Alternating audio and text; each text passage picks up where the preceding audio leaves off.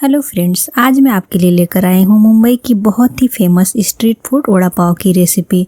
बनाना बहुत ही सिंपल है लेकिन टेस्ट बहुत मज़ेदार है। अगर आपने कभी इस रेसिपी को नहीं ट्राई किया है तो एक बार आप इसे ज़रूर ट्राई करें, आपको बहुत पसंद आएगी। तो चलिए आज की जो हमारी रेसिपी है बनाना शुरू करते हैं। वड़ा पाव बनाने के लिए पहले हम आलू को बॉईल कर लेंगे। तो यहाँ पर मैंने 5 मीडियम साइज़ के आलू को बॉईल कर लिया है। अब मैं इसके छिलके निकाल ले रही हूँ। आप आलू को छील कर भी बॉईल कर सकते हैं। अब हम मैशर की सहायता से आलू को अच्छे से मैश कर लेंगे। इसमें कोई भी गुठलियाँ वगैरह नहीं रहनी चाहिए। तो आलू को मैंने मैश कर लिया है। अब हम इसे साइड में रखेंगे और हम बेसन का घोल बनाकर तैयार करेंगे। बाउल में मैं ले रही हूँ 2 कप बेसन। साथ में हम इसमें ऐड करेंगे छोटी चौथाई चम्मच हल्दी पाउडर, आधी छोटी चम्मच काश्मीरी लाल मिर्च पाउडर, आधी छोटी चम्मच नमक। सभी चीज़ों को मिक्स करेंगे और थोड़ा थोड़ा सा पानी ऐड करके इसका गाढ़ा घोल बनाकर तैयार करेंगे। घोल हमें पतला नहीं करना है, गाढ़ा ही रखना है। तो बेसन का जो घोल है बनके तैयार हो गया है। अब हम थोड़े से मसाले बनाकर तैयार करेंगे।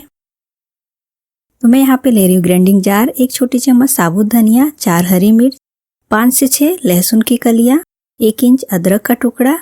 इसे हम दरदरा सा पीस लेंगे। तो मैंने मसाले बनाकर तैयार कर लिया है। अब हम आलू को फ्राई करेंगे। इसके लिए मैंने गैस पे पैन रखा है और मैं इसमें ले रही हूँ 1 बड़े चम्मच ऑयल। ऑयल के गर्म होते ही आधी छोटी चम्मच जीरा, आधी छोटी चम्मच राई के दाने, आधी छोटी चम्मच सौंफ, 8 से 10 कड़ी पत्ते। मसाले को हम चलाते हुए चटकने देंगे और पिसे हुए मसाले ऐड कर लेंगे। गैस का फ्लेम लो रखेंगे और 2 मिनट तक हम मसाले को भून लेंगे, जिससे कि मसाले का कच्चापन निकल जाए। 2 मिनट में मसाले को मैंने भून लिया है।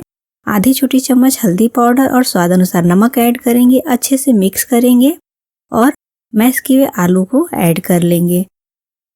अच्छे से चलाते हुए मसाले के साथ आलू को हम मिक्स कर लेंगे। तो ये हमारी चटपटी सी आलू की जो मसाले हैं बनके तैयार हो गए हैं। ऐड करेंगे थोड़ा सा बारीक कटा हुआ हरा धनिया।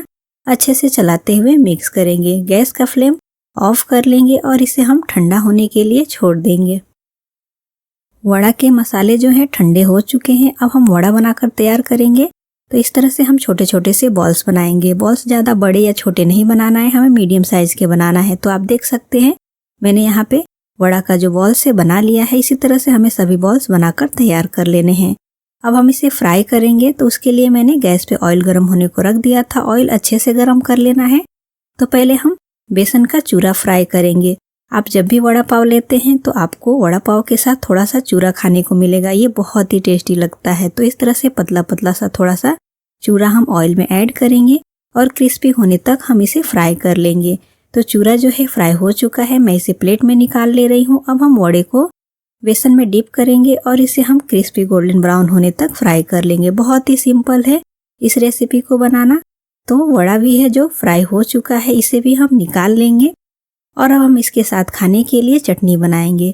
तो जो हमने चूरा फ्राई किया था उसकी भी हम चटनी बनाकर तैयार करेंगे।